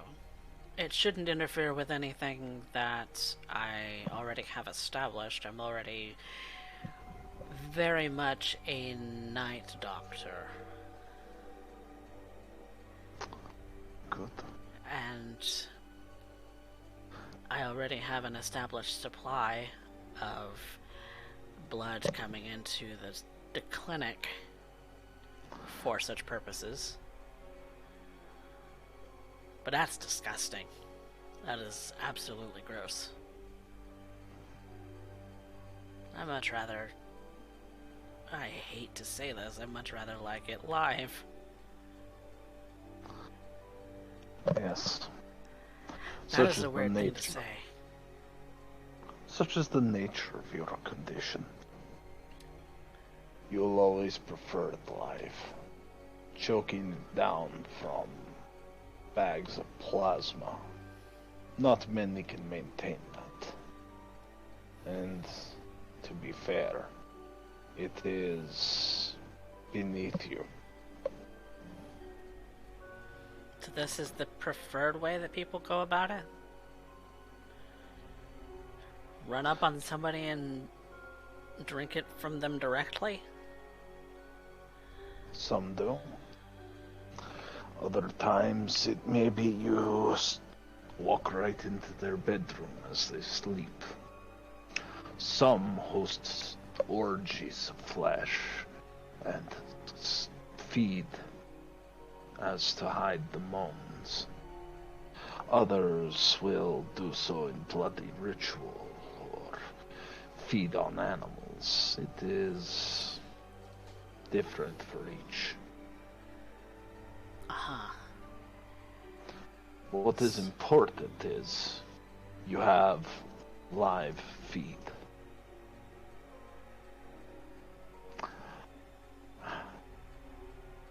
You two are my strength.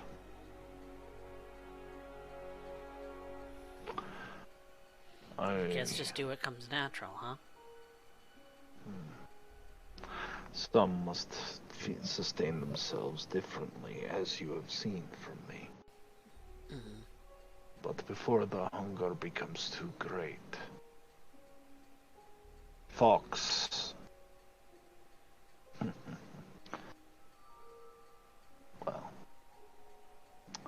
Fox, Alfonso, and Gabriel are still recovering from the evening's events.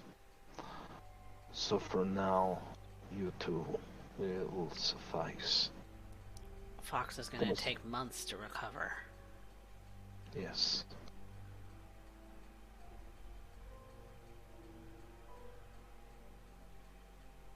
He looks to Carlos and offers his hand.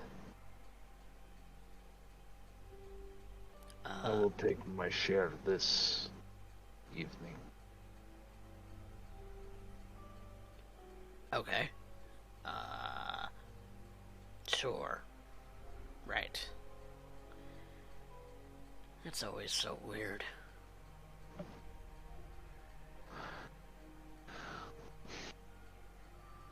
And I will take hold of his wrist and, like a fine bouquet, take my taste from him. Just a single point. I did not wish to leave him as famished as he was. Alright. I cannibalize my own child, piece by piece. And you notice that Galvin can't bear to watch.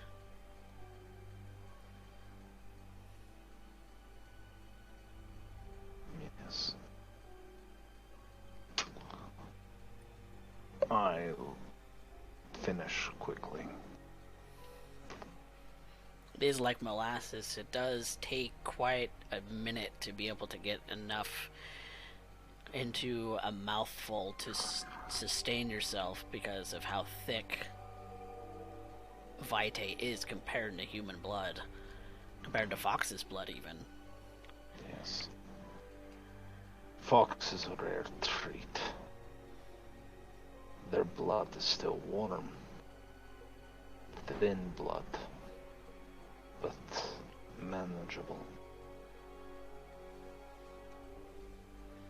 I lick the wound closed. Be sure to care for Carlos's ear wound. And look at him. And he definitely seems to have succumbed to the throes of the kiss because he is looking like he just finished a bout of ecstasy. I imagine so. And Doc is absolutely perplexed because that's exactly how she felt when your fangs were in her last.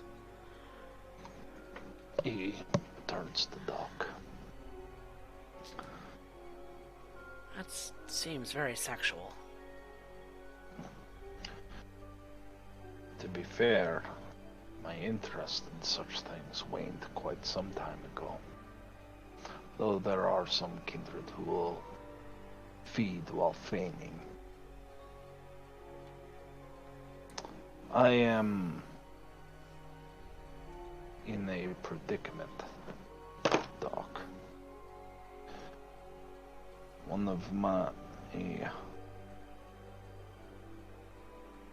issues, shall we say, is that I cannot feed on the kind as you two can. Right, you said that back at the cabin last. Yes. No secrets. Theodor is right to turn away. It is a disgusting act, and a dangerous one. My very existence is a danger to other kindred. And that is why it is something that must be managed through force of will and careful planning. I see. When I take the life of a human, I reduce myself, what and who I am. I wither, become more animal than man. Once I cross the threshold, there is no coming back. And so I must feed upon my own child. I must feed upon the thin bloods. When I say you all are my strength, I am quite literal.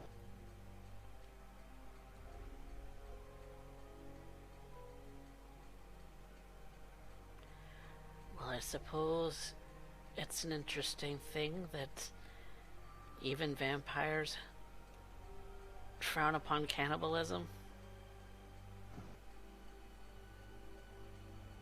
I will not what we call the diablerie,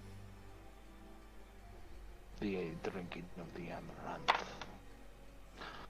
When we consume, if you were to go too far, you take far more than just the blood in their veins.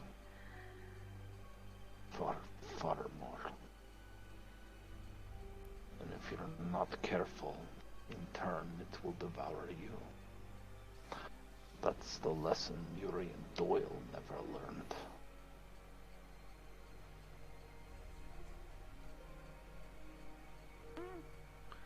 That's frightening. And so now, he is little more than an echo and a thought. The guy Holt looks at his hand again like he did earlier in the night. And so now, I have to walk around in his skin.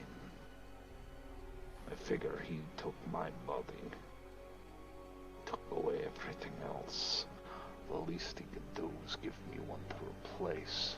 How generous he gave me his own.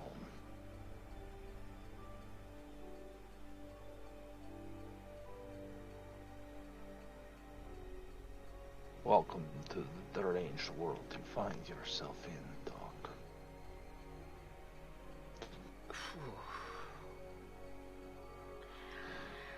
Right. It's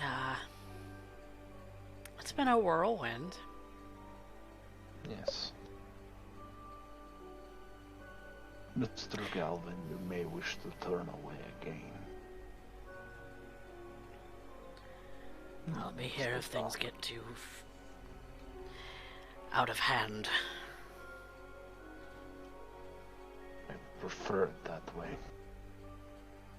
I do not wish to be the one responsible for damaging my own child, or if it can be helped at all. Yours is a strange existence, Doc, but I would not allow the Camarilla to murder you. Please, your hand.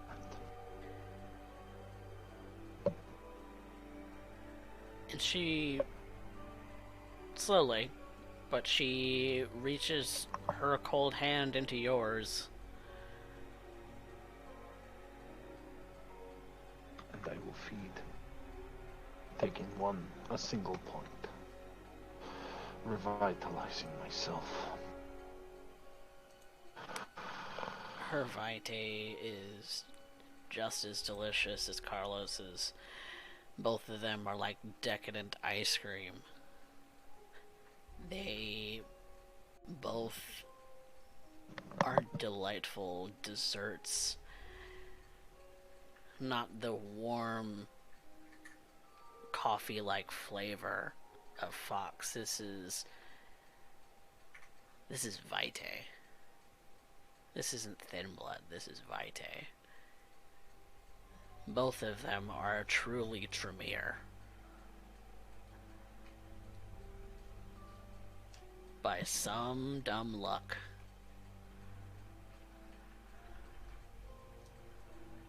Urien's thin blood still curses me, and yet I am more successful with it than his own self.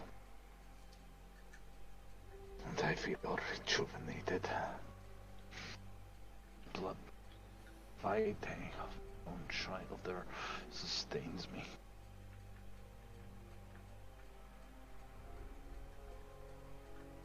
And yet I almost pity them. But they have to learn.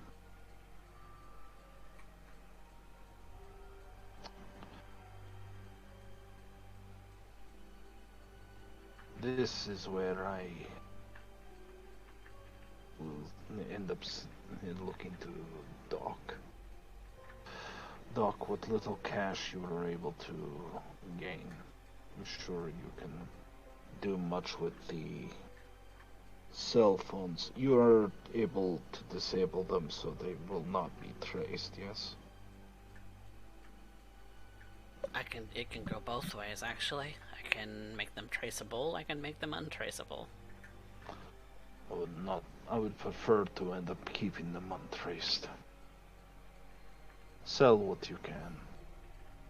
And be sure to give Carlos his fair cut of such small spoils for now. They're pretty good models. They'll sell for pretty high. Good. Even on the legit markets. Well, thankfully we don't have to worry about that with you now, isn't it? I never did figure out what John wanted with a traceable phone.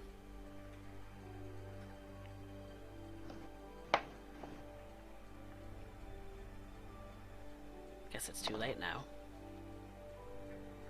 I believe that would have been for Amber. As I said, we are very much in conflict. Amber? Yes, Miss Dupree. Does she still have that phone? She has found a stone among it. That's not what I did.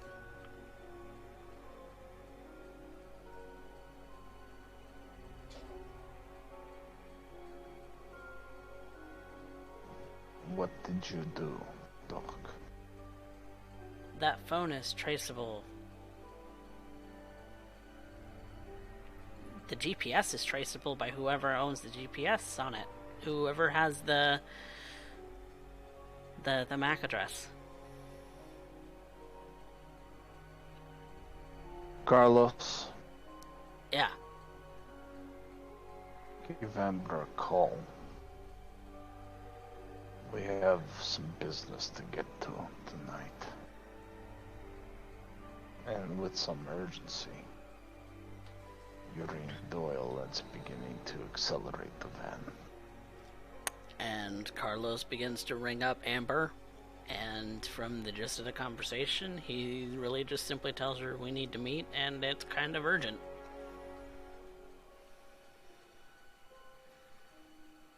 You get the sense that she agrees and will meet you at the meeting house.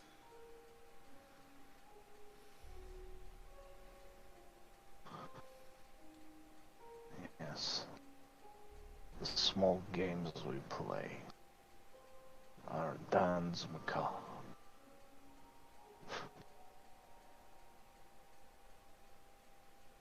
truly we are damned.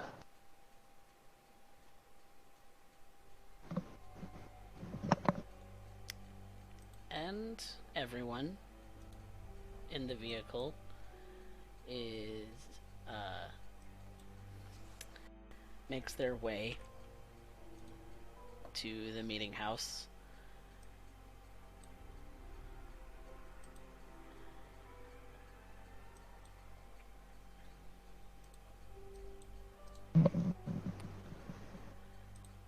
Amber hasn't arrived just yet.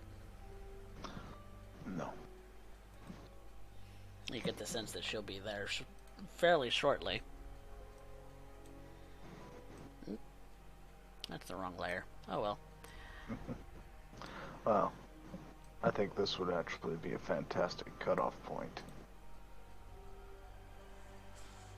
Alright. You meet her there.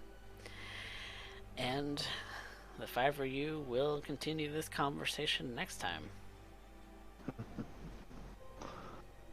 Yes, we will. It's good to be full. It's good to be... Well, let us just simply say, I have plans with that knowledge. Very, very rich plans. Rich plans indeed. Thank you so much for playing, Derek. It's a pleasure to end up having a one-on-one. Yeah. Yeah. About half the night gone, but that's okay. Yeah. Well, I figure this is a good place for us to end up having with Amber when we get together. So now you got the unexpected plot hook coming up later. Delightful, delightful. Thank you so much for playing. I'll go ahead and give you, since this is a one-on-one session, I'll give you 2 experience, just for the sake of today. Yay! And that be the flat rate for today. Alright. So yeah, what'd you think? Fantastic. I love just the reminiscing with Galvin. I gotta spend more time with my child, but I also gotta spend more time on the domain. I'm speed spread in so many directions. People in charge of shit. Looking forward to when everybody starts coming back with reports. Yeah. But the never-ending job of a person in charge. Yep. You said you're gonna spend on something? I think.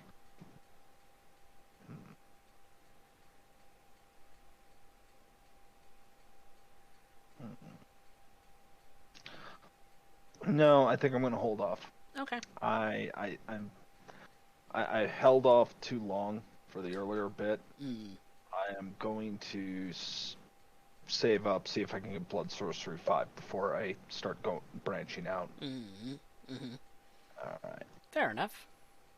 Yeah. Well, I'm glad you were here, and I'm glad we were able to have this, because our Thanks normal... for the Raid Vancouver. Yes, thank you so much for the Raid Vancouver, and for Blue Child, I think it was?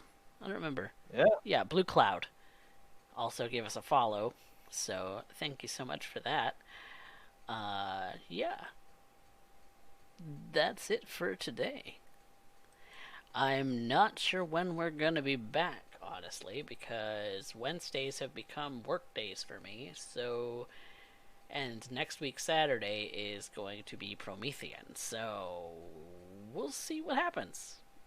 We may do vignettes, we may do short sessions, we may do during the day sessions, I don't know yet. We'll find out what happens with these guys next time, though. So, until then, say goodnight. Good night, everyone.